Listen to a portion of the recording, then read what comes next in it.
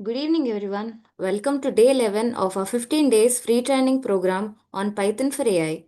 Before we move on to today's topic, let's quickly recap what we learned till now. So, till now, we've completed knowing about Python and the history of Python and also the versions of Python. And also, we got to know about the 12 features of Python, which makes it widely adopted and popular. And then we got to learn about how to install Python on your local systems and to set up. And then we got to learn about Python IDEs, which are also called as workspaces, where you will write your Python code and run it and edit it. Some of the popular workspaces are PyCharm, VS Code, Jupyter, and Spider. And then we got to learn about literals. So literals are like the data we give it to the programs. And these literals are named using variables or identifiers. So variables or identifiers store the reference to the objects which store literals or the data. And then we got to learn about data types. So there are six major data types. And then we got to learn about typecasting. So typecasting techniques are used to convert the data from one form of data type to another. And then in the last class, we have started to learn about operators.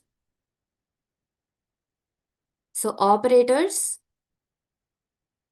is a symbol. So operator is a symbol which is used to perform certain operations on values or variables.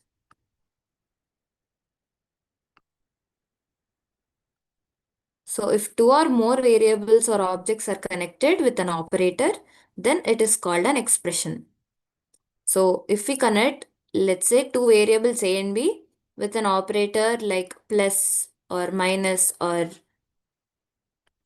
division, this is called as an expression. And in this we have 7 types of operators. So we've learned about the first 4 operators in the last class. So firstly, the arithmetic operator. So these are used to perform mathematical calculations.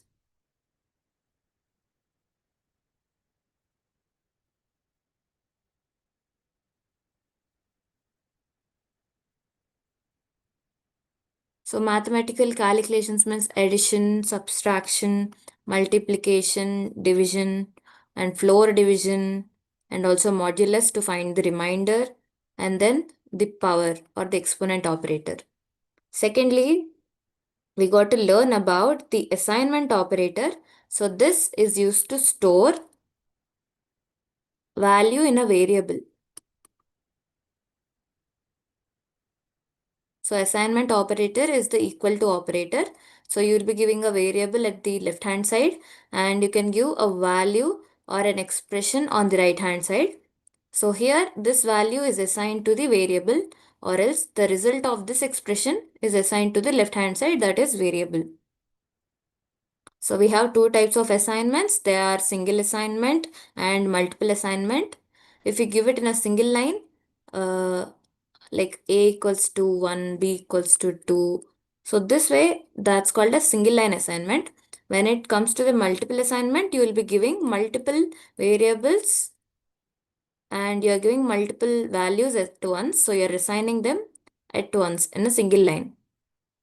Then we got to learn about the relational operators. So these are used to compare two values. So relational operators will compare two values. So the examples are greater than, less than, greater than equals to, less than equals to, and also to compare the values on left hand side and right hand side, that is equal or not equal. So these relational expressions will always give us a Boolean output, like true or false only. Then moving on to the logical operators. So these will combine multiple conditions. So when you want to check multiple conditions at once, you can use logical operators. So these are also called as logical expressions when you connect two or more relational expressions or conditions.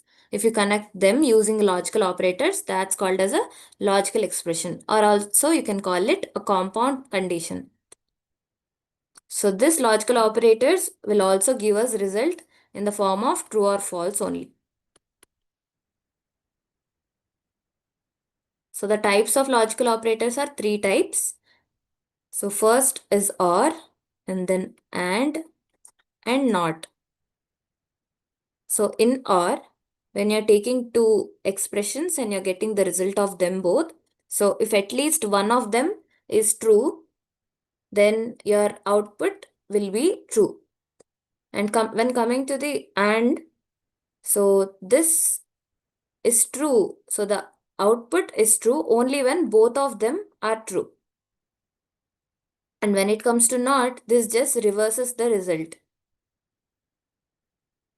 If we give in true, it gives us false. And if we give false, it gives us true. So not gate or not operator will just reverse the result. Now let's learn about the remaining three operators, that is membership operator, identity operator, and bitwise operators.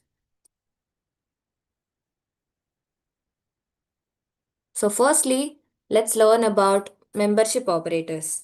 So membership operators check whether a value exists inside a collection or not. So it checks or verifies the existence of a specified value in an iterable object. So iterable object or collection here means, for example, a string, a list, or a tuple, a set, and a dictionary. So membership operator is used to check whether a value will exist inside this collection of data types or the iterable objects or not. So these contains multiple or many values. So when it contains multiple values, we need to check a single value. Inside of these strings or list or set and dictionary type, we can use a membership operator. So in Python programming, we have two types of membership operators. So they are in and not in. So when it comes to in operator, this will check if the element exists inside of the iterable object or not. So in checks if element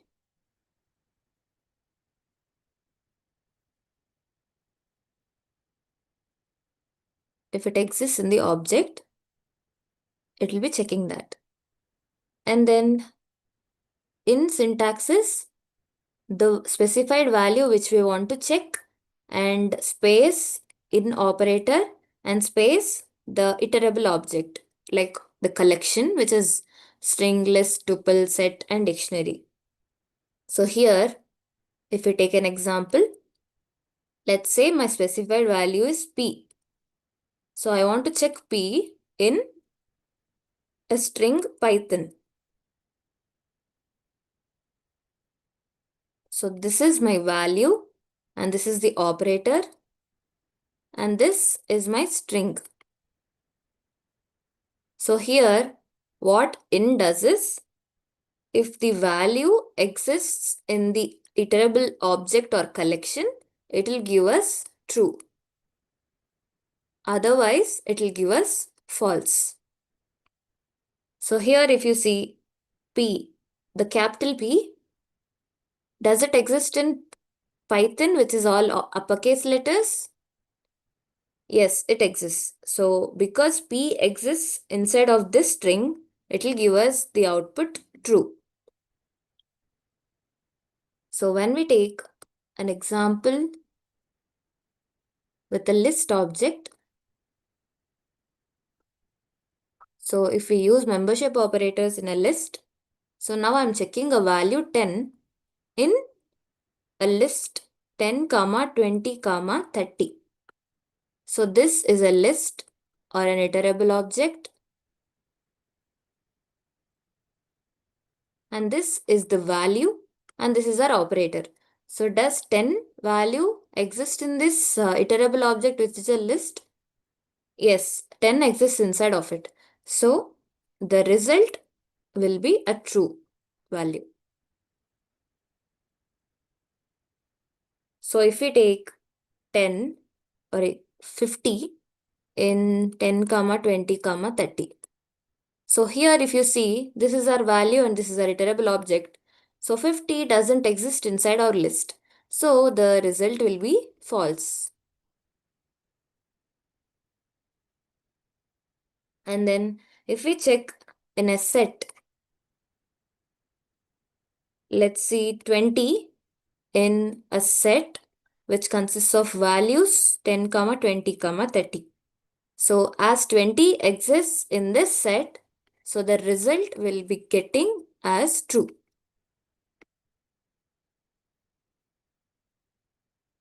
Now let us know about the not in operator. So the syntax of not in operator is the value and then the not in operator and space iterable object. So not in operator returns a true value if the specified value you're checking is not present in the iterable object. Otherwise, we'll get a false value. So here, let's check a 50 not in a list 10, 20, 30. So here, if you see our list consists of 10, 20, 30, right? But we are checking a value 50. So this is our value and this is our operator. 50 not in this list. So that's a true because 50 doesn't exist in our list. So we will get a result that is true. Because 50 is not present in the list, we'll get it as true. And then we should check an important case that is of dictionary. So in dictionary, membership operators can only check keys and not values. So membership operators.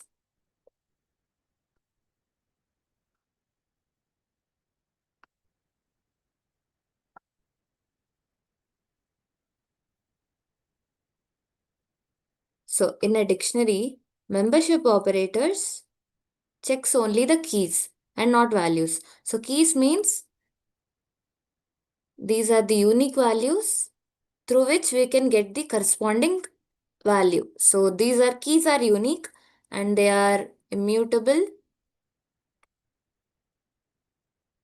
but values can be a duplicate. So these unique values, it only membership operators only check the unique values that are the keys, and it will not check the corresponding values. So when we take an example, that is D equals to a dictionary, let's say 10 is to apple and 20 is to mango. So this is our dictionary which consists of two key value pairs, that is 10 is to apple and 20 is to mango. So when we try to check 10, which is the value, in, which is the membership operator, inside of the dictionary D. So here D is the iterable object. So now what happens is we'll get 10 in D means this is a key value, right? And this is the value for the corresponding key. So I'm checking if 10, which is a key, is present in this dictionary or not. So we will get a result that is true.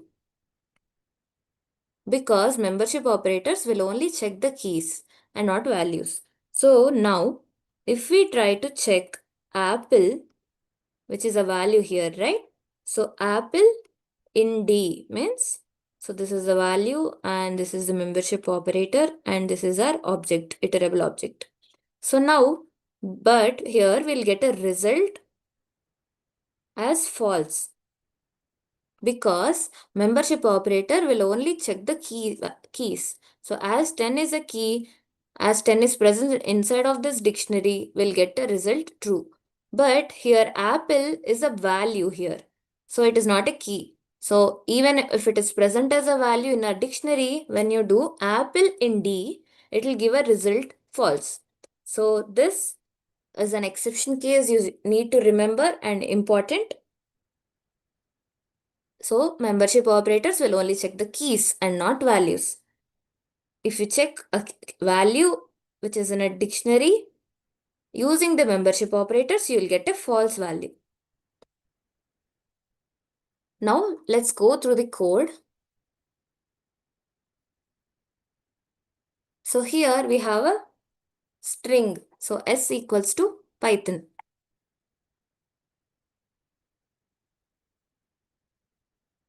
Okay. So first let's run this. So Python string is assigned to the variable S. Now we are checking if the value capital P is in S. So S means here Python. So does it present? So does P, capital P exist in uppercase Python string? Yes, it exists in the first. So we'll get a value true here. If you see here, this is a lowercase p. So does lowercase p exist in Python? No, right? It doesn't exist. So that is why we'll get a value false. So if we run this right now, so if you see uppercase P, that is capital P, is present in S. So we got the result true. And lowercase p or small p is not present in the string S. So we got false. When we check small p in S, we'll get false because it is not present in it. Now, if we check capital T in a string Python, all capital letters, we'll get true because the T letter is present in the string S. Now, if you check a string that is NEUT in all caps in S string. So, do you think this is present in the S string? No, right? So, this consists of only Python, but we are checking a string NEUT. So, that is why we will get false. So, here we got false because it is not present in the string. And then moving on, we have PYTH. So we are checking if PYTH is present in list PYTHON. So do you think this string is present in the string S? Yes, it is present. So if you see here, the first four letters in a sequence, they are present. So PYTH is present in our string S in the first four characters. So that is why this substring present in the main string. So we got the membership operator in. When we use that, we got a value true. So now I am checking HON substring if it is present in the main string Python. So this is also present in Python. So that is why we got true. Now if you see here, PTN is our substring. So when I run this, so does this present in our list? That is a string. Even if your characters PTN are present in your main string, these are present as different. So in different places they are present, right? So when you're checking some substring in your main string using this membership operator, you should check all the consecutive characters, that is the adjacent characters. Even if P, T, N are present in your string, they are not present as this. They are not present in this order, right? So they are not consecutive values. Only if you check consecutive values like PYT. So if you see PYT is present in a order, right? So this will be present in this list. So we'll get it true. But here, if we check PTN, even though the characters are present, they are not present side by side, like as a consecutive values, right? So this will be giving us false. So when I do ptn substring in a string s, which is Python, we will get a false value. And then moving on, NOH. So if you see in the string Python, NOH, it is present in a reverse order, but is not present as this order, right? It is not present as NOH. So that is why when you check if this substring is present in your main string, it will give us a result false. Because when you are checking a substring inside of your main string, that letters or characters should be in the same order in your main string also. Then only we will get true. Even if they're present as in a reverse order or scattered, we will get it as false. So if you see here, NOH in S colon colon minus 1. So as you know, when we are using this kind of slicing, so this is the reversal of the string. So reversal of string S will be NOHTYP. So Python reversal is this, right? So now we are checking a substring which is NOH. So if you see here in the reversal of the string S, we have NOH as consecutive elements. So in the same order we have, and side by side we have the exact substring or the values. So now if you check NOH in the reversal of the string S, it will give us true because the substring is present as it is.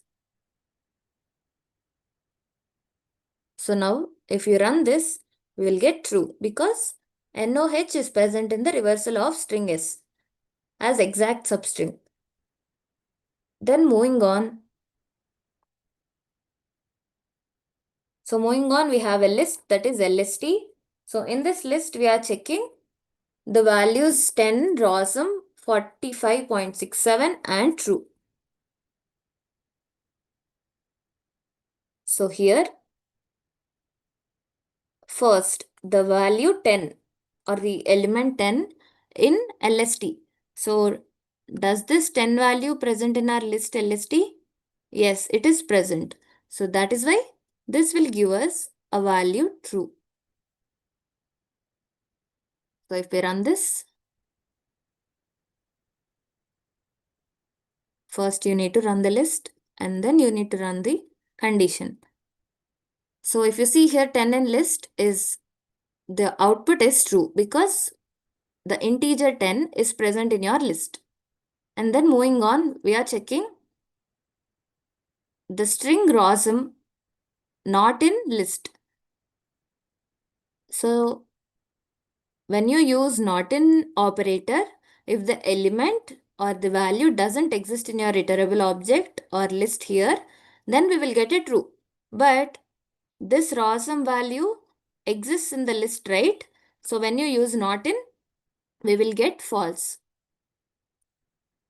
So ROSM not in LST will give us false because ROSM is present in your list. So when you use in, that will give us true because ROSM is present in the list and in operator will give us true if that element is present in the list. So that is why ROSM in list will give us true value and ROSM not in list will give us false value.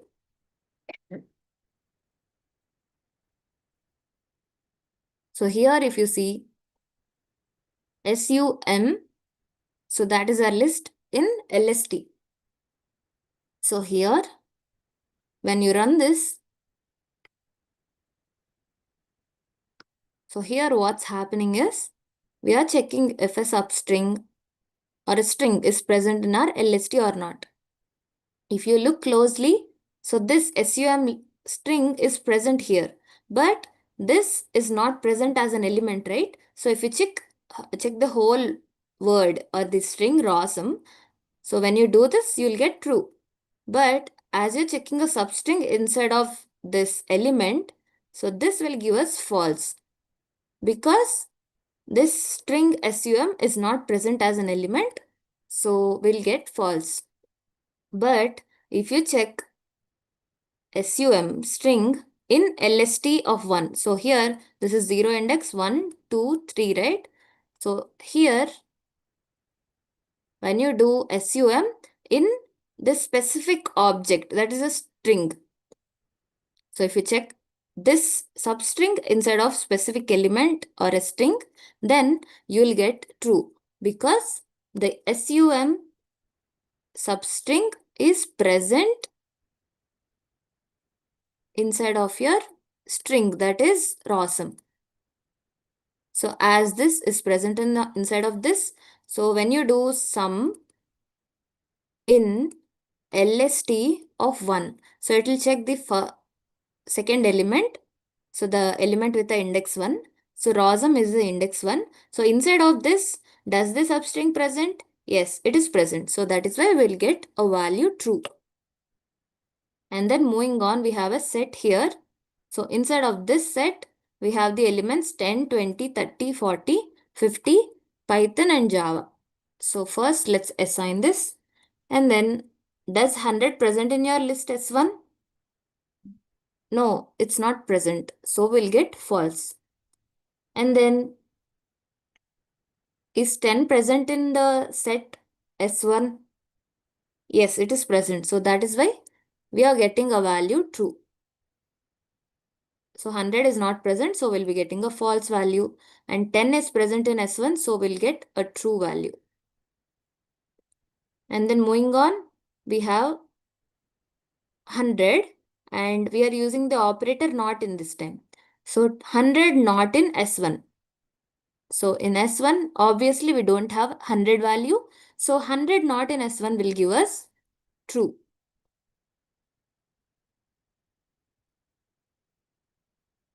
So that is why we'll get 100 not in S1 will be true.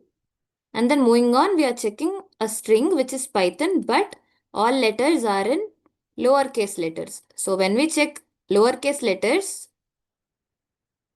so lowercase letters, obviously lowercase Python is not present in our set S1.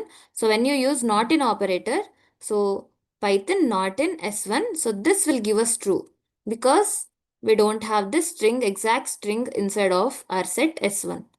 And when you do one capital letter P here and all others are small. So if you see this element is exactly present in your set S1.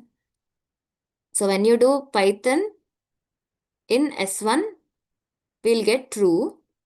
And if you do Python, this exact string not in S1, we'll get false. So let's do this.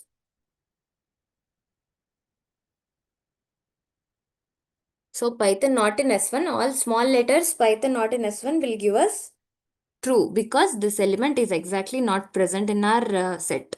And then we have, let's say, capital P and other all small letters in S1. So when you do this, you will get true because that exact element or the string is present inside of your set S1. And if you do not in, we'll get obviously false because that element is present in S1, and when we check not in, so it will only give true if that element doesn't exist in our iterable objects. So we'll get false here. So moving on, we are checking the elements inside of a dictionary here. So D equals to 10 is to apple and 20 is to mango is our dictionary, and I'm checking 10 in D. So here 10 is a key value, right? So membership operators will only check the key values in your dictionary. So 10 in D will give us true value. And then 20 in D will also give us true value because that is a key value. And 100 not in D. So 100 is not present as a key in your dictionary D, right? So obviously here we'll get true because it is not present and we use not in operator only. But if we do 10 not in D, but 10 is present as a key in your dictionary D. So that is why we'll get false here. And then moving on, we are checking if the string apple is present in D. So string apple in D will give us false because membership operators doesn't check the values in your dictionary. So if you want to, if you check 10, that is D, you can get the element or the value by using the key values, right? So if you see here, when I try to print D of 10, so that's giving me apple. So when I try APP, or let's say apple first. So when I try to do this, so apple, so you can get apple value using D of 10. So this is a dictionary and this is the key value. You can get the corresponding value using the key and the dictionary. So here 10 of D of 10 will give me the exact apple value. So if I check the string apple in D of 10, then obviously D of 10 means APPLE only. So then you'll get a true. But if you directly give apple in the dictionary, you'll get false. So using this, I can get if apple is the value present for the corresponding key 10. So that is why I got true here. And moving on, if I check a substring, let's say APP also. So here what we are checking is if the substring APP is present in D of 10. So D of 10 here is apple. So APP is present in the same order, right? So the same substring is present in your D of 10. So APP is present. So that is why we will get here true. So if you see here, if you're checking a substring inside of a value corresponding to the key 10, we will get true in this way. And if you see here, it is checking a reversal of that string. So reversal of apple is ELPPA, right? So this is a reversal. So this D of 10 and colon minus 1 gives us this string. So if we check the substring PPA, as you can see that substring is present exactly in the reversal. So when you try to do PPA in reversal of the string apple, we will be getting true because it is present in the exact order. So if you check PPA not in the reversal of the string apple, you will get false because obviously it is present. And if you check APP not in the reversal, so obviously APP string is not present in our reversal of the apple string. So that is why as it is not present, we will get true. So here APP not in reversal of the string apple will give us true. Now moving on, let us know about the identity operators. So these identity operators are used to check whether two variables refer to the same object in the memory or not. So if two variables will point to the same location, then you will get true for is operator. So the types of identity operators here are is and is not. So this is will return true if both the variables point to the same memory location. So as you know, we'll get the memory location of some variable using id function, right? So the locations both, so A and B, if both of them point to the same location, let's say memory location M. So if A and B point to the same location, and if I do A is B, then we will get value true. And then moving on to is not, this will return true only if both variables point to different memory locations. So if A points to a memory location M1 and B points to a memory location, let's say M2. So when I do A is not B, so as these both variables A and B pointing to different locations, this will give us true. As I've used is not. So A, which is pointing to M1, is not B, which is pointing to M2. So that is why that will give us a value true. So the syntax is object 1 is object 2 for the is operator, and object 1 is not object 2 is the is not operator. So if you look at the example, A equals to none and B equals to none.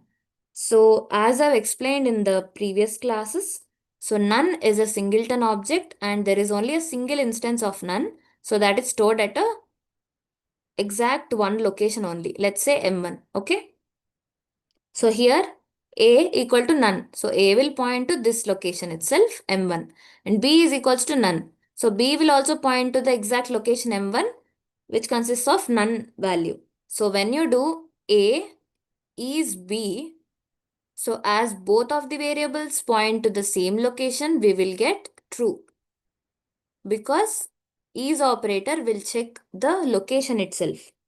So if they are pointing to the same memory locations and I use is operator, we will get the value as true. Because Python only has one none object. So this is a singleton object.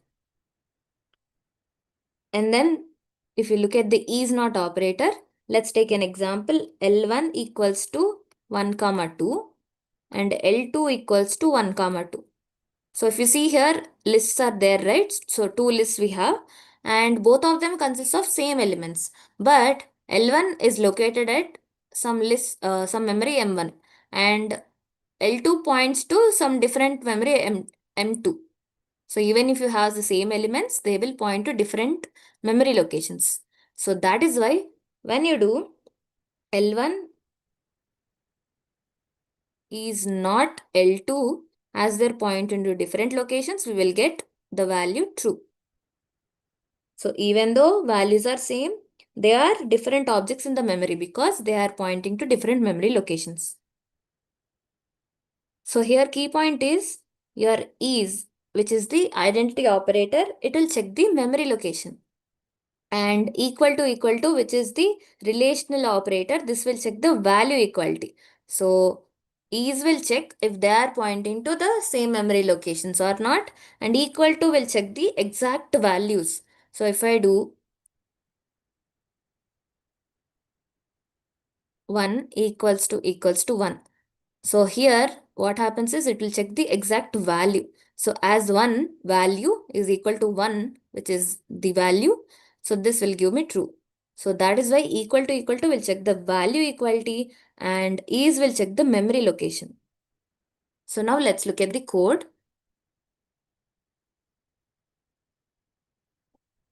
So here we have identity operators. So firstly, A is equal to none and B equal to none. Just now we did this. So when I assign A and B equal to none values, so as none is a singleton value, it will point to the same location. So A and B points to same location. If you see here, ID of A has given me the value 140704135722960. Let's look at just the last four digits for now. So if you see here 2960, so A is pointing to 2960 and B is also pointing to 2960 because none is a singleton object, right? So as both of them are pointing to the same locations, so as the same locations are there, so when we do A is B, we will get true because they are pointing to same memory location. When A is not B, we'll get false because they are pointing to same locations and they are equal, right? So is not will give us a false value here. And then we have a dictionary. D1 equals to 10 is to apple and 20 is to mango. So here in case of dictionaries, when we do this and the dictionary address here, so D1 dictionary address is 7328 and D2 dictionary is 7808. So if you see here, they are different locations, right? So this is M1 is not equal to M2. So that is why when you do D1 is D2, we will get false because they are pointing to different memory locations. And when you do D1 is not D2, we will get true because they are pointing to different locations, obviously. So they are not equal. D1 is not equal to D2. Even though the values are equal, they are located in different memory locations. So D1 is not equal to D2. So here we are checking two sets, which are set 1 consists of 10, 20, 30, 40 and set 2 will also consist of the same elements. But as set 1 and set 2 are located in different memories. So 6608, which is set 1 in 6608 and set 2 is present in 6832. So as you see, they are located in different memory locations, right? So they are not equal. So when you do S1 equal to S1 is S2, that will be false. And S1 is not S2 will be true because they are different memory locations. So they are pointing to different memory locations. And then we have a frozen set. So we are converting a set 1 into FS1 using the frozen set. And then we are converting S2 set into frozen set FS2 using the frozen set function. So here these are also pointing to different locations if you see. So frozen set 1 is pointing to 7056, frozen set 2 pointing to 7280. So that is why as they are different, they're pointing to different memory locations. So we will get FS1 is FS2 as false and FS1 is not FS2 will give me true value.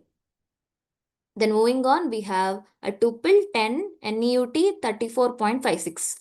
And then we have 10 T2 which is of same values. But if you see here, they are situated in different locations, that is 0624 and 2992. So as they are pointing to different memory locations, T1 is T2 will give me false. And T1 is not T2 will give me a true value. Then moving on to the lists, we have L1 equal to 12 androsm, L2 equal to 12 androsm again.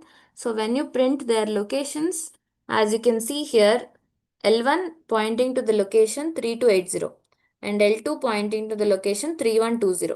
So you can get the memory location of some object or data type using id of function. So id of L2 will give me location of L2. So if you see here, we have different locations. So as they're pointing to different locations, so your identity operator is will give me, so L1 is L2 will give me false and L1 is not L2 will give me true because they are different. And then moving on to range. So this data type will give me range of values from 0 to 10. That is 0, 1, 2, 3, 4, 5, 6, 7, 8, 9. So both of the R1 and R2 have the range of values from 0 to 10.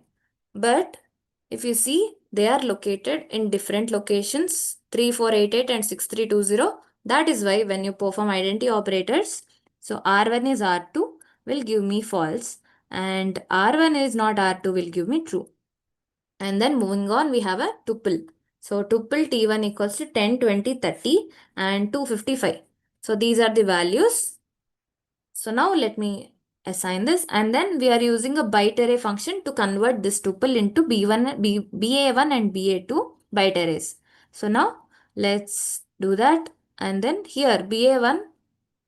So the byte array 1 is located at 4720 location and byte array 2 is located at 3328. So that is why as they are present in different locations, when you use identity operators, BA1 is BA2 will give me false and BA1 is not BA2 will give me true. And then moving on, I'm converting the same tuple into bytes using the bytes function. So B1 and B2. So if you see here, these are also located in the different locations. So that is why B1 is B2 will give me false and B1 is not B2 will give me true. And then moving on. So in Python, when we have smaller strings, so the smaller strings are stored as one copy itself in the memory. So this is called Python interning. So due to this mechanism, when we have a smaller string, that will be stored as one copy only and they'll reuse that same copy. So to save memory and make the comparisons faster, they do this. So here we have S1 equals to Python, which is a one string. So all capital letters, and S2 we have Python. So values are same. So if you see here, the value that is the location of S1 is 3920 and location of S2 also 3920 only. So only one copy is stored for a small string and both S1 and S2 will point to the same location. So that is why when you perform S1 is S2, you will get true. So S1 is not S2 means will get false because they're pointing to same locations. So here we have S3 with all lowercase letters. So as you know, Python is case sensitive, so it considered this as different value. So that is why this is stored in different location. If you see here, S1 and S2 are stored in 3920, but S3 is stored in 4160 because this is considered as different value due to the case sensitiveness. So that is why when you do S1 is S3, we will get false because they are different objects. And S1 is not S3 will give me true, and S2 is S3 will give me false. So in the strings itself, when we have long strings which have like spaces here, so Python is an OOP language and Python is also fun programming language. So as these strings will have the spaces, so when you consider strings with spaces or which are created dynamically, like using a input user input, you'll take string values, right? So when you have strings with spaces or created dynamically, so these will not be interned, that is they'll not be stored in same location. So long strings are stored at different memory locations. So that is why here we have S1 and S2 both have same value or the same string, but they are stored in different locations. If you see 2784 and 2208, so as they are stored in different locations, when you do S1 is S2, we will get false, and S1 is not S2 will give me true value. And then we have complex numbers a equal to 2 plus 3j and b is the same value, but here they are stored in different locations 8704 and 7744. So that is why a is not equal to b. So when you do A is B, we'll get false. And A is not B will give me true. And then we have B1 and B2. So true and false values, which are Boolean values, also singleton values. So there is only one instance of each object. So they'll store at a same location. So when B1 and B2 will be given as true values, so both of them point to the same location here. So if you see here 1984, B1 points to 1984, B2 also points to 1984. That is why when you do B1 is B2, we will get true. And when you do B1 is not B2, we'll get false. And then moving on, we have a float value, A equal to 3.4 and B equal to 3.4. So when you do this, even if your value is same, they are stored in different locations, 6576 and 6960. So that is why when you use identity operators, A is B will be false, A is not B will be true. And when you're checking some integer values, so Python pre-creates and stores integers from -5 to 256 in memory. So Python does not create two different objects. So if I use any value between -5 to 256, it is stored in a certain location. So when two variables use that same value, both will point to the same location because Python does not create two different objects. So instead it will use the same. So reusing it, it is storing the value in a certain location and reusing it. So that is why both values, if they have the same value. So if you see here, A equal to 100, B equal to 100. So 100 is in the range of -5 to 256. So that is why both will point to the same location. So if you see here, A is pointing to 1096, B is also pointing to 1096. So that is why when you perform A is B, we will get true. And A is not B will be given false. And 256 also, it's the same way. So they both A and B will point to the same location, that is here 6088 and 6088. So that is why when you do identity operators on that, A is B is true and A is not B is false.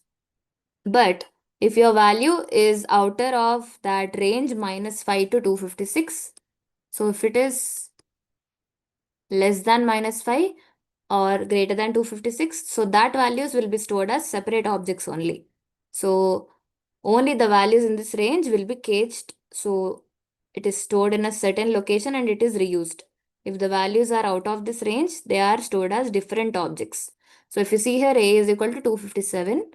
So this value and B is also equal to 257, but the memory locations of A and B are different. So that is why A is B will give me false and A is not B will give me true. And if I check -2, so -2 is in the range of this only, right? So -5, it is greater than -5. So that is why that will be stored in the same location.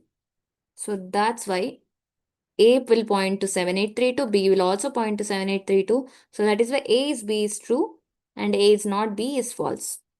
And moving on, even if you check -5 also, so that will be stored in a certain location and different variables will point to the same location. So A points to 7736, B also points to 7736, and A is B is true. That is why. So as they're pointing to the same memory location, A is B will give me true and A is not B will give me false. So if you see here, we have -6. So -6 is lesser than -5, right? So it is out of this range. So that is why A will be stored in different location, which consists of -6 value, and B will be stored in different location. So if you see here, A is pointing to 6688 and B is pointing to 9824. So as they are both pointing to different locations, when you use identity operators, A is B will be false and A is not B will be true. So till now, we've completed the membership operators and identity operators. Let's look people. Now let's know about bitwise operators. So bitwise operators are used for performing bitwise calculation on integer data and not float data. So basically, so these bitwise operators work directly on binary numbers, that is bits. So computers, as we've known about it in the first class, computers always store numbers using binary format, right? So as it is the machine language, every data is stored in binary format. So if you take some number 10, so this is stored as 1010. So if you see here 2 power 0, 2 power 1, 2 power 2, 2 power 3. So here 2 power 3, which is 8 plus 2 is 10. So that is why 10 is stored as binary format 1010. So what bitwise operators do is they will manipulate these bits. So bitwise operators will manipulate the bits. So bitwise operators internally converts the integer data into binary data and performs calculations bit by bit, and that is why it is called as bitwise operators. So the result of bitwise operators will be in decimal format only again. So it will convert the integer data into binary format and it will do the calculations, or it will manipulate the bits, and then it will give the output again in decimal format itself. So there are 6 bitwise operators, that is left shift operator and right shift operator, and bitwise AND, bitwise OR, bitwise complement, and bitwise XOR or XOR. So first let us know about bitwise left shift operator. So this bitwise left shift operator, what it does is it will move bits to the left side.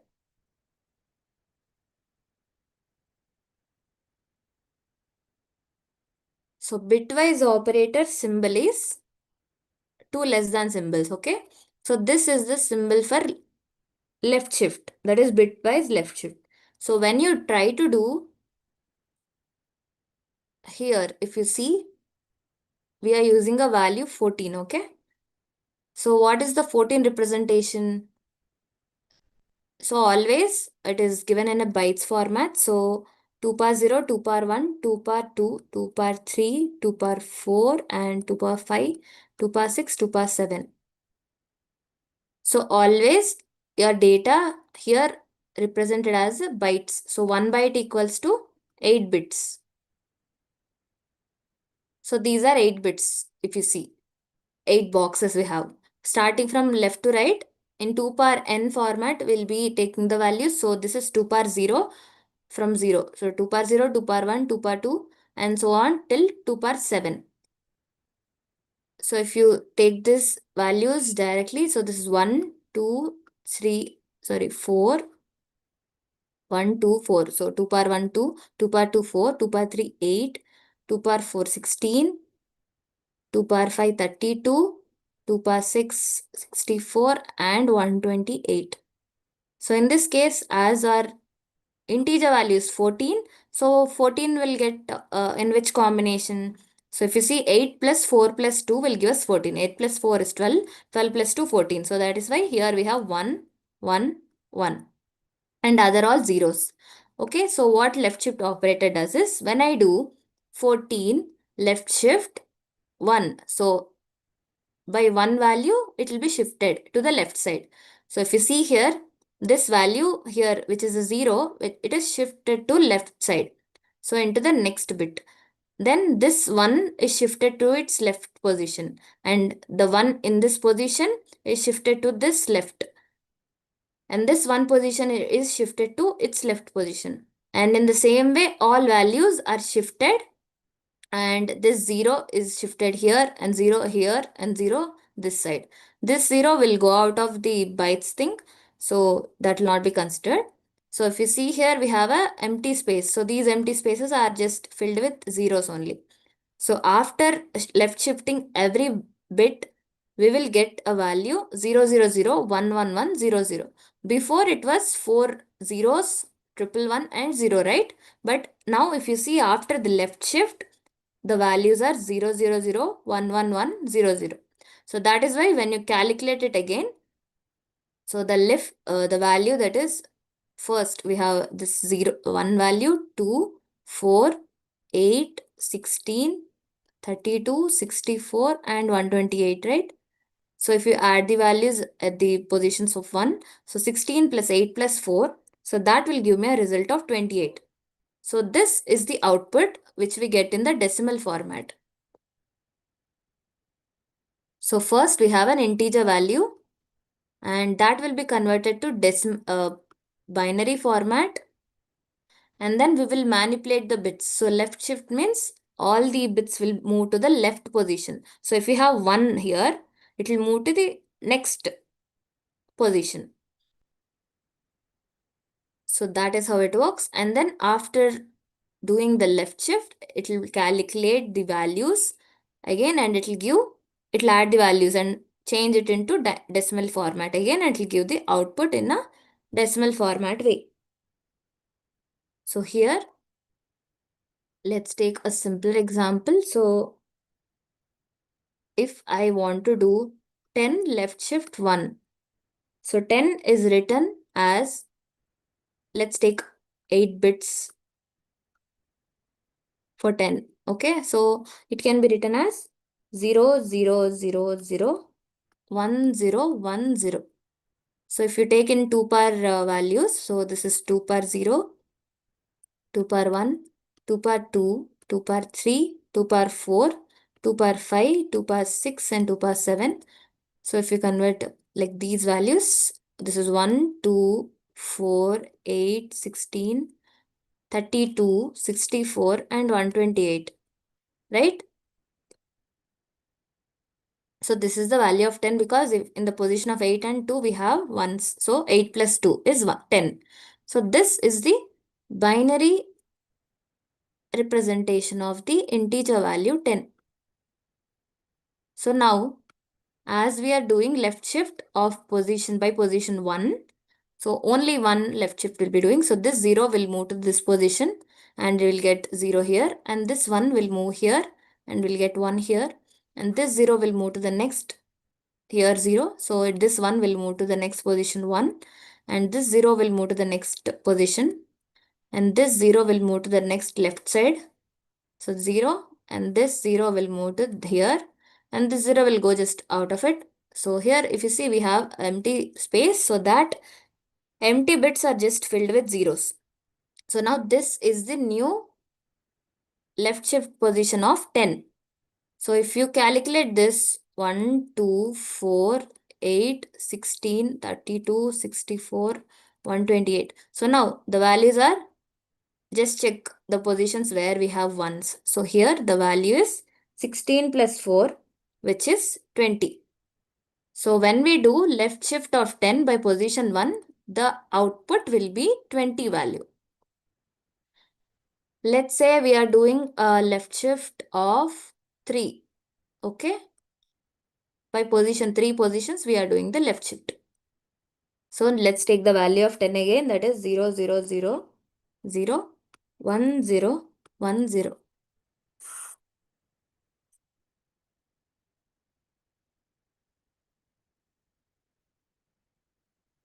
So now we have 8 bits of 10. Now shift 3 bits to the left. So this 10, sorry, this 0 will just shift to, so here. So 1, 2, 3, it will shift here. So this is 0. And this one will shift to the third position from here, 1, 2, and 3. That is here. And this 0 will shift to 1, 2, 3. That is here. And this one will shift to the third position from here. That is 1, 2, and 3. So that is here. And then after this one, this 0 will shift to 1, 2, 3 here. And all these 3 zeros will just go out of the 8 bits range. So just ignore that. So we have 1, 2, 3, 4, 5, 5 bits. And 3 bits are empty here, right? So we'll just fill them with zeros. So this is my manipulated left shift of 10. Okay. So in this way, we can perform the left shift of 10 by position 3.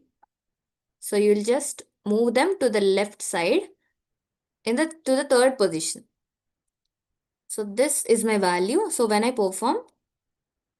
want to change these values again to decimal format. So if you see, this is 128, 64, 32, 16, 8, 4, 2, 1. So in this position, I have 1, and this position we have 1. So 64 plus 16, I'll be getting 80. So this is the output after I do the left shift of 10 by position 3. So this is my output in a decimal format. So this is how you can perform left shift. So let's just learn a shortcut rule rather than doing all this calculation.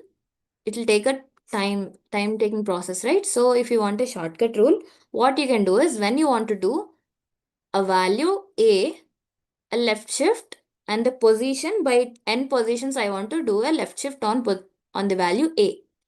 So what you'll basically do, so this is the integer value, right? So you'll take integer value, you'll convert it into the binary value, and then you will do the left shift by positions n, and then you will again convert it into decimal format and it'll give the value.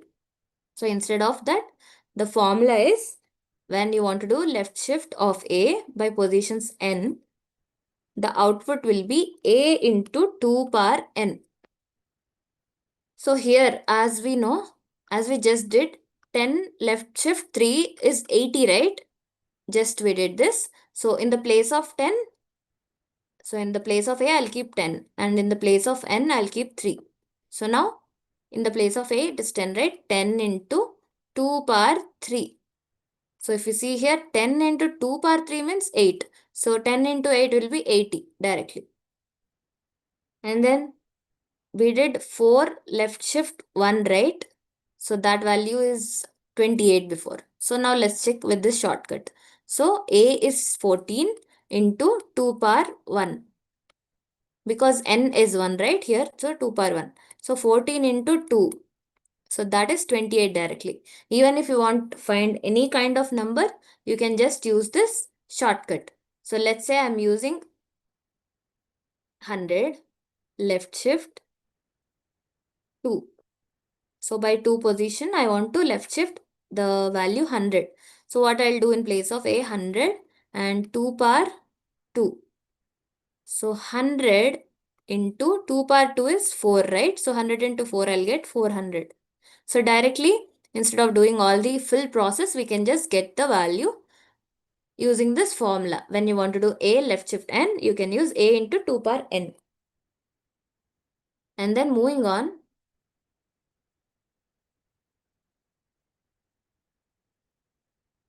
let's look at just some code. So here we are doing a equals to 10. So 10 is in 8 bits, it is 0, 0, 0, 0, 1, 0, 1, 0. So here I'm giving the result of a left shift 3 to res variable. So when I do this, first a equals to 10 and then A left shift 3, that is 10 left shift 3, I'm assigning it to the result RES. So I'm printing RES now. So if you see 10, 80. So as you know, the shortcut A into 2 power n, that is 3. 2 power 3. 10 into 8. That's how we got 80. So directly you can use this in the code. And if I want to perform 50 left shift of 2. So 50 left shift of 2 is 200. So how we got that is 50 into 2 power of 2. So 50 is the A and 2 is the N. So A into 2 power N, 50 into 2 power 2. So 50 into 4. So 50 into 4 is 200 directly. So that is how you can find the left shift values. And moving on, let's now learn about right shift. So now we have the right shift.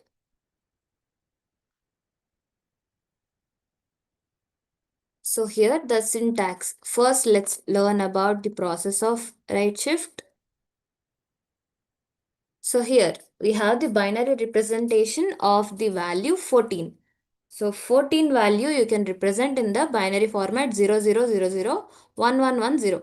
So if you take 1, 2, 4, 8, remaining there 16, 32, 64, 128, right? They are all zeros, so just ignore that. So if you want the 14 value, we have positions here 1. So 8 plus 4 plus 2, that is 14. So this is the binary representation of 14, right? So now we want to perform right shift. So what does right shift do is it will just shift all your bits to the right position. So how many positions we want? By that many positions we can do the right shift. So here I want to do the right shift by position 1. So this 0 value will move to the next position and this 0 will move to the next and this 0 will move to the next first position and this 0 will move here and we got 0 there. And if you see here, this one is moved to the next position, that is here. And then this one is moved to the next position, that's here, and this one is moved to the next position here. So by one position they are moved to the right side. So right shift happened by position 1.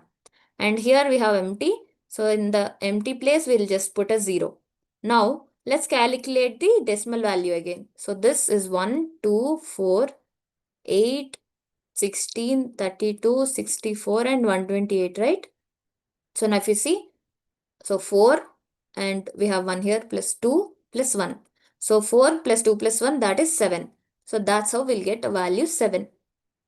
If I want to do a right shift of 2, what I'll do is, so this 0 will move to 1 and 2. So this position, that's how we got 0 here. And this 0 will move to 1, 2. So we got 0 here.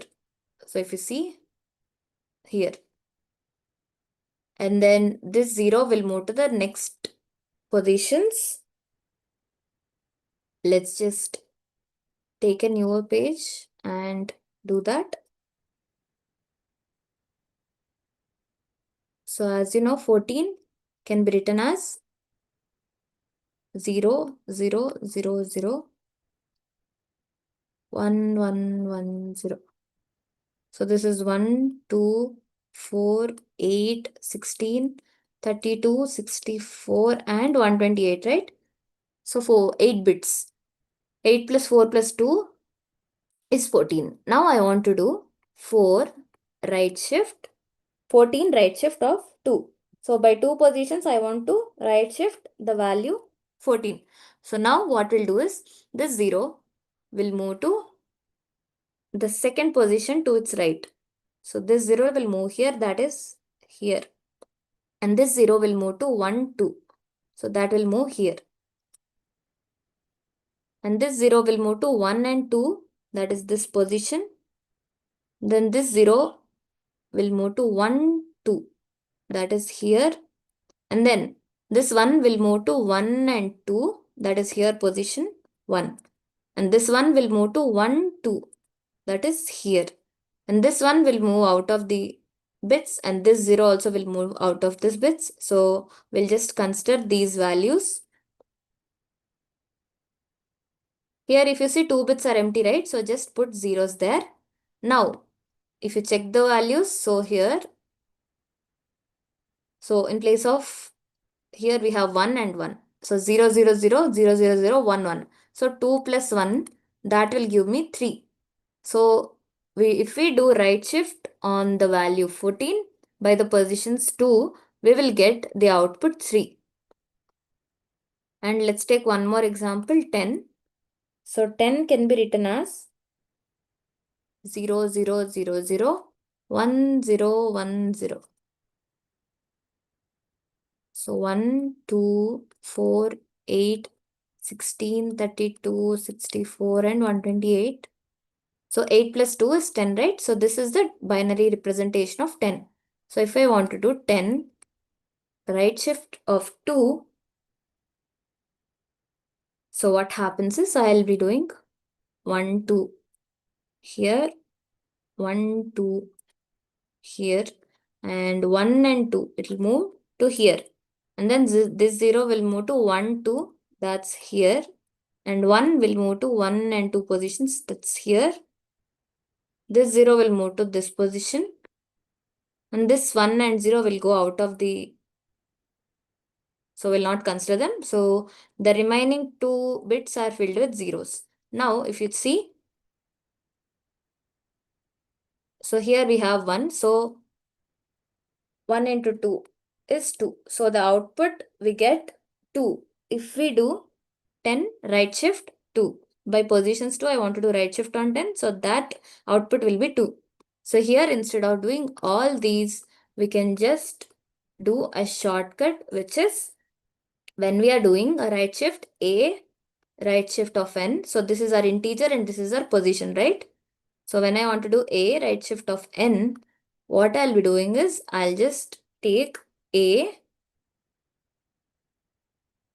float value and 2 power n, or A by 2 power n, but we'll be taking the float value, floor value instead of the ceiling value. We'll take a floor value. So we are doing a floor division, right? So it will remove the decimal part and take the lower end of the value. So let's just do that.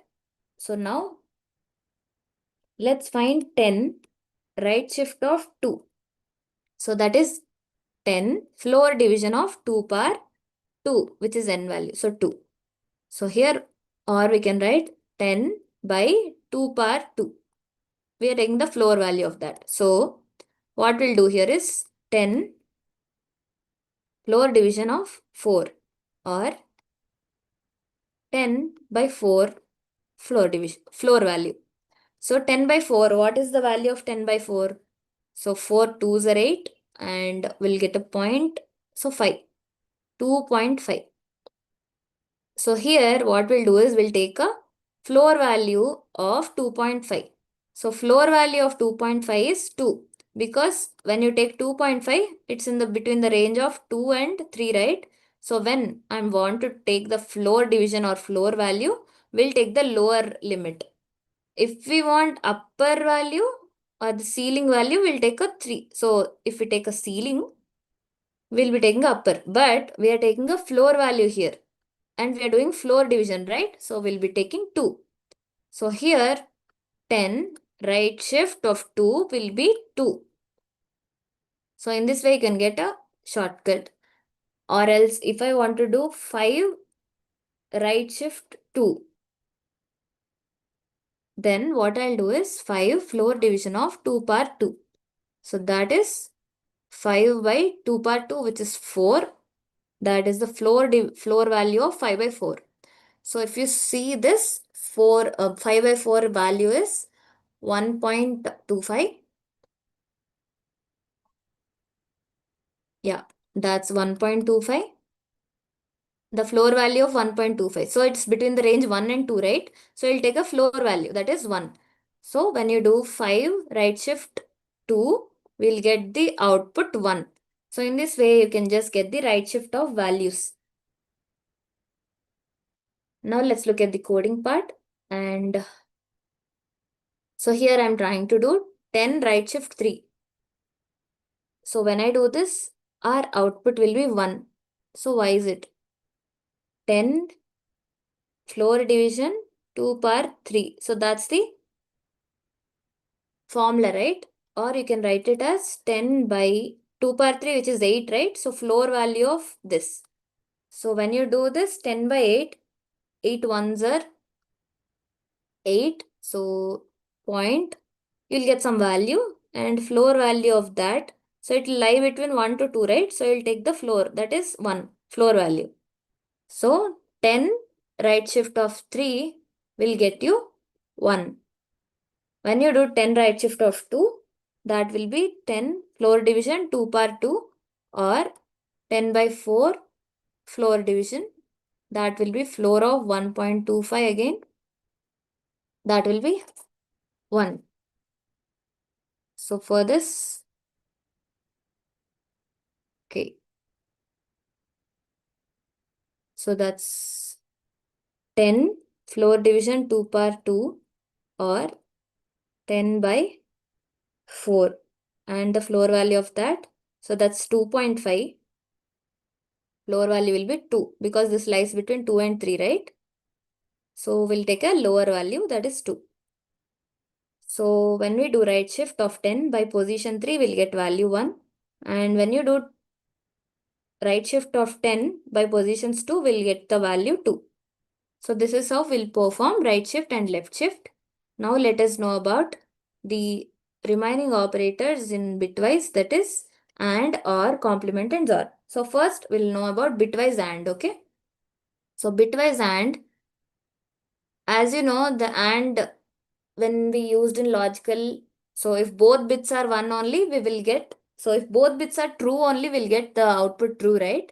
So it is in the same way. If both bits are 1, so as you know, true internally refers to 1, right? So if both bits are 1, then your result bit will be 1. So if P and Q we take, so if both P and Q are 1, then the AND operation P and Q will be 1. Other all will be 0.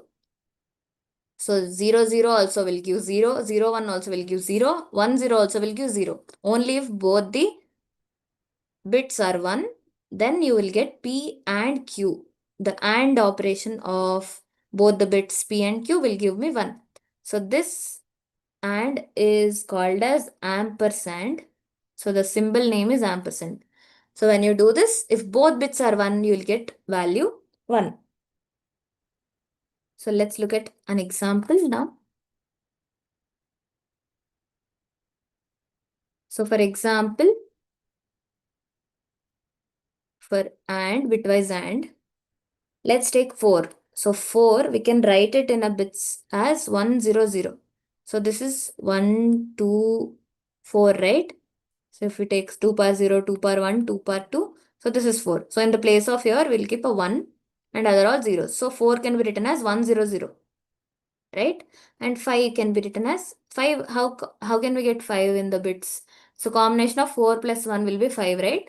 So 1 here and 1 here, other all zeros. So 5 can be written as 101. Now, when we try to do AND operation of both of these values, only if both bits are 1, we will get a result 1. Otherwise, we'll get a result 0. So if we check here, this both 0 and 1 will give me 0 only. 0, 0 also will give me 0. And if you see here, we have both bits as 1, right? So that is why the output will be 1. So the resulting output is 1, 0, 0. So the 1, 0, 0 means result is 4 only. So when you do AND operation this way, if both bits are 1, you will get the result output as 1. Otherwise, we'll get zeros only. And then moving on, we have OR operation. So OR also is almost same like a logical OR. That is, if at least one of the expression result is false or true, the result bit will be, or the result output will be true, right? At least if one is true, we'll get the result as true. So in the same way for bitwise OR, if at least any one bit is 1, then the result bit will be 1. So if you see here 0, 1, so at least 1 we have as 1. So the result will be 1. So 1 0 also at least one of the bit is 1, right? So we'll get 1. Here both of them are zeros. So that is why we'll get 0. And here both of them are ones. So at least one, if at least one bit is 1, you'll get result 1. If you have both of them, we'll directly get 1 itself. So that is how OR works. And this key is known as vertical bar or pipe key.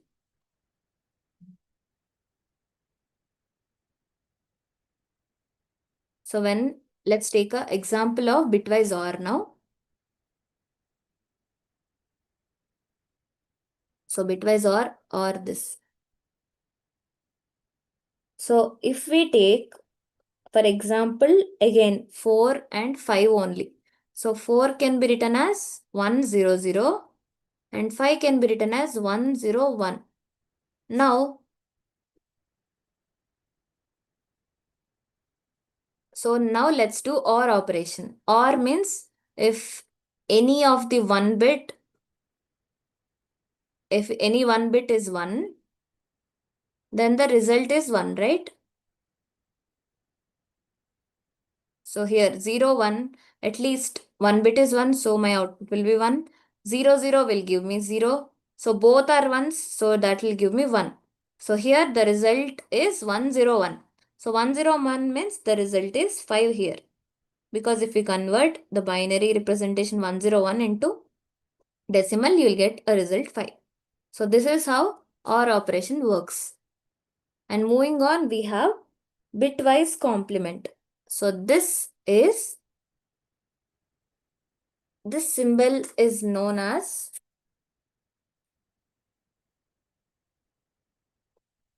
tilde. So this key is known as tilde. And when you do a bitwise complement, so if I want to do the bitwise complement of 10, let's say. So just the formula of bitwise complement, that is tilde n is equals to minus of n plus 1. So if you want to do directly, that is tilde n, the bitwise complement of 10, we'll be doing minus of 10 plus 1. That is minus 11. So this is like the direct formula. So easily you can calculate the bitwise complement using this. So bitwise complement of n will be equal to minus of n plus 1. And then moving on, we have bitwise XOR. So here, what is the truth table is, the result is 1 only if both the bits are different. So what happens in the OR is when you have 0 0 0 1 1 0 1 1. Only if both the bits are different. So if you see here 0 0 both are same, right? So that is why we'll get output 0 only. So if you see here both the bits 0 1, so they are different. So as both bits are different, the result output will be 1. So if you see P and Q, so this is P XOR function Q. So if both bits are different, we will get the output as 1. So here also 1 0, both bits are different, so we'll get 1. So here we have both bits are same, so that is why we will get here 0. So that is why 0 0 and 1 1 will give us 0, and as both bits are different for 0 1 and 1 0, we'll get 1 output. So let's do an example here. Let's do XOR operations of same 4 and 5 again. So 4 value is 1 0 0, 5 value is 1 0 1. So here when I try to do XOR operation, here both bits 0 1 are different, right? So there we'll get 1. Here both bits are same, so 0 0. We'll be getting 0 only. So both bits are same here. So 1 1 will give me 0 again. So output is 0 0 1 when we do XOR operations of 4 and 5. So here as you see, the result is 1 0 0 1, that is 1. So if you convert this into decimal format, this will be 1 2 4, right? So 1 and 2 1. Here you'll check this value where it is 1 in the position of 1. So that is why result is 1.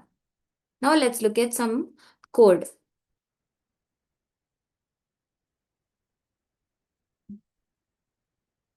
Here we have bitwise operator. So bitwise AND operator will give us the result as 1 if both of the bits are 1. Let's just take different values than 4 and 5. So let me take 3 and 2, okay? So when I do AND operation of 3 and 2, so what I got is 2. So 3 can be written as 0, 1, 1. So this is 2 power 0, which is 1, 2 power 1, which is 2, and 2 power 2, which is 4.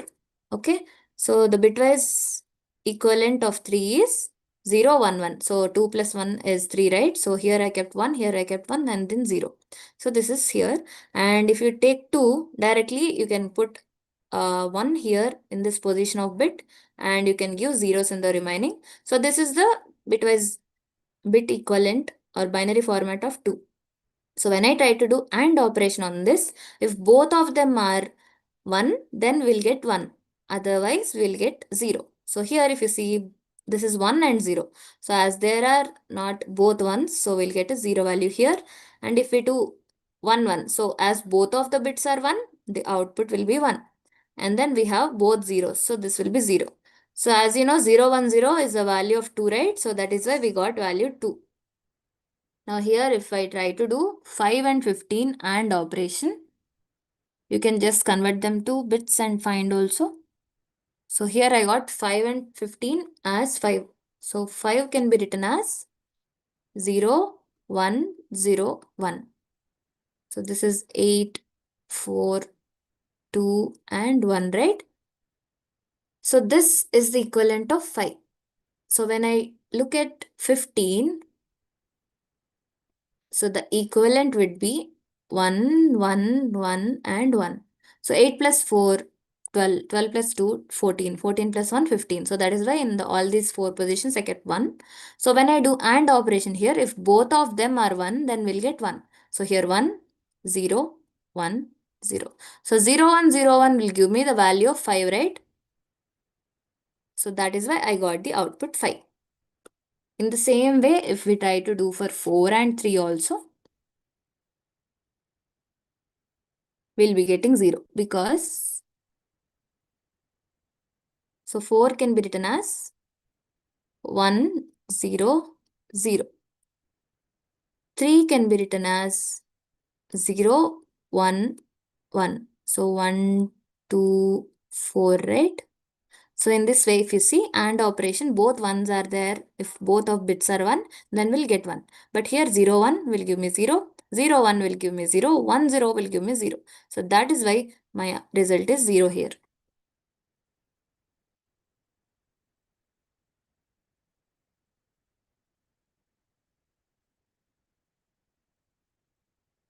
So here we are doing a intersection of two sets. So the intersection part will be at value of 20, right? So when I do AND operation of this, so that is equal to the intersection part, which is 20. So when I do intersect the AND operation of both the bits, like both the sets, the output of AND operation of both the sets is the intersection part. Same like as we got here 20, we'll get 20 here. And then moving on, we have OR operator. So OR operator will give me a result 1 only if at least one of the bit is 1, then I'll get the result 1. If both bits are 0, I'll get 0. If both bits are 1, I'll get 1.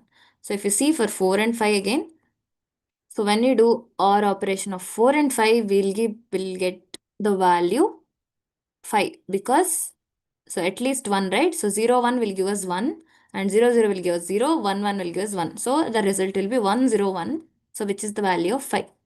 And then if we try to do the OR operation of 10 and 15, we will get 15. So here let's do 10. 10, 15, right? 10 can be written as 8 plus 2, right? So 1, 0, 1, 0.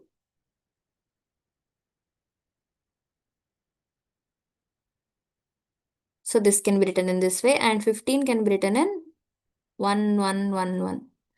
So when we do OR operation of these values, if at least one bit is 1, then we'll get result 1. So here 0, 1, 1, 1, 1, 1, 0, 1, 1, 1, 1, 1. So that is why result is 15 now. So when I do 3, so 3 value is 0, 1, 1. 4 value is 1, 0, 0.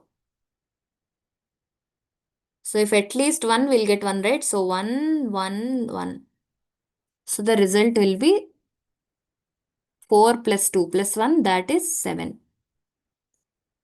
So that's why we got 7 here. And then we have a special case. So when you perform OR operation on two sets, so if you see here, we are finding S1 and S2. So we'll get a union S3. So it will collect all the unique values from both the sets and it will give us the resultant. So when you try to do OR operation on both of these sets, you will be getting the union of these sets. So the OR operation on S1 and S2 sets are just the union result of these values. So here when I try to do on two sets which consists of apple and mango and S2 consists of mango and kiwi. So when you try to do union, you will just get apple, mango, kiwi, right? So it will collect all the unique values from both the sets and will give the resultant. So when you try to do OR operation on this S1 and S2, you will get the union. So these symbols are like just the used as the shortcuts to get. So this tilde or the vertical bar operation is used to get the union and ampersand is used to get the intersection. So they are like the shortcuts to these main union functions. And then moving on, we have bitwise complement. So when I try to do a equals to 10 and the complement, bitwise complement of 10 will be minus of 10 plus 1. So that will be minus 11. So here I gave a equal to 10 and the bitwise complement of 10 will be minus 11.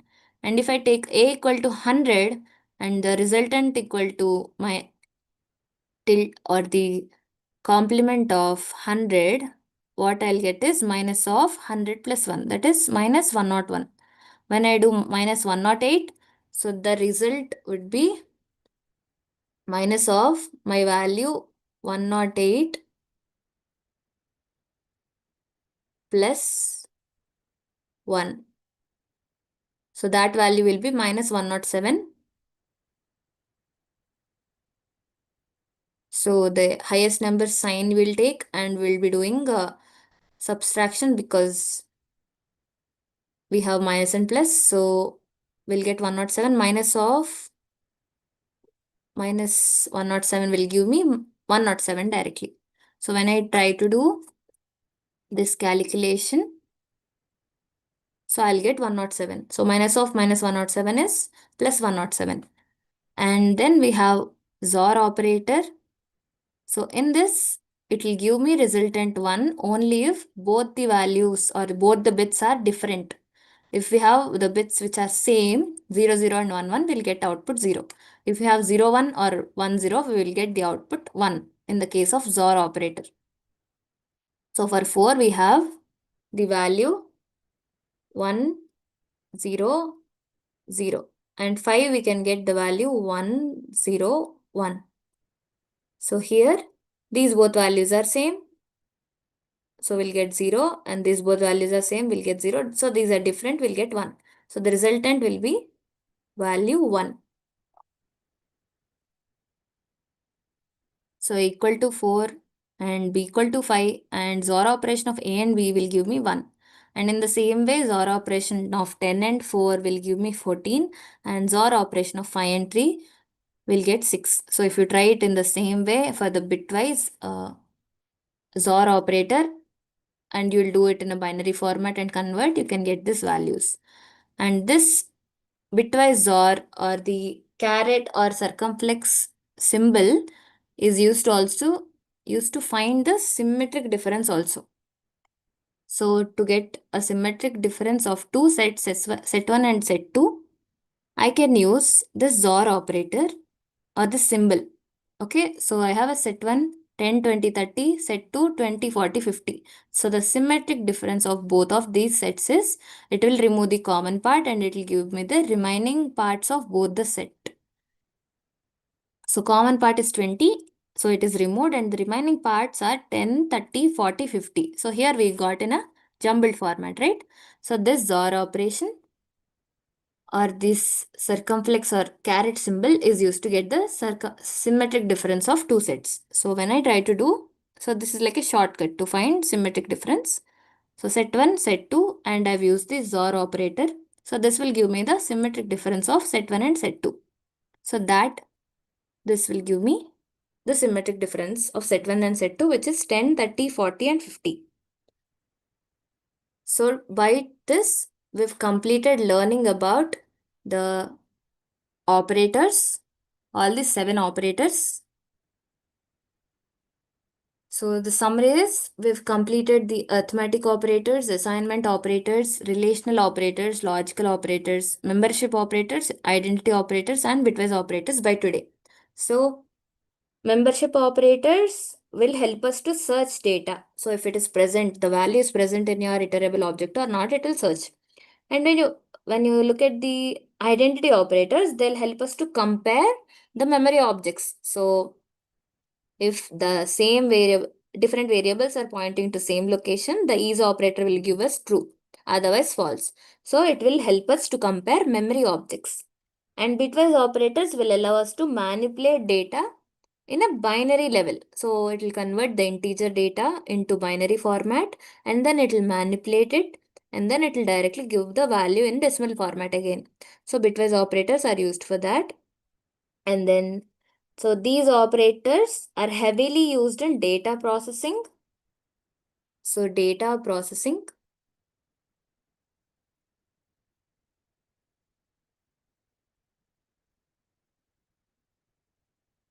And also they are used in algorithms and system programming also.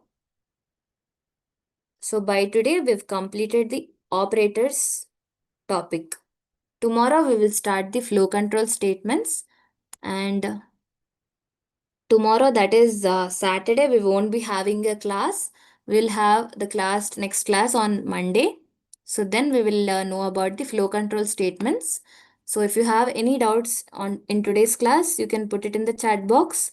And if you want to revisit the old videos, you can go to the Python for AI 2026. And in that, you will have the live sessions videos from 1 to 10 days. So you can learn them again or revise them. And if you like our content and videos, please subscribe to our channel and hit the like button, and you can share it with your friends as well. And if you have any doubts, please put it in the chat box, guys. We'll clear that. And feedback form will be shared shortly. So please wait. And thank you for listening today. That's it for today. Thank you.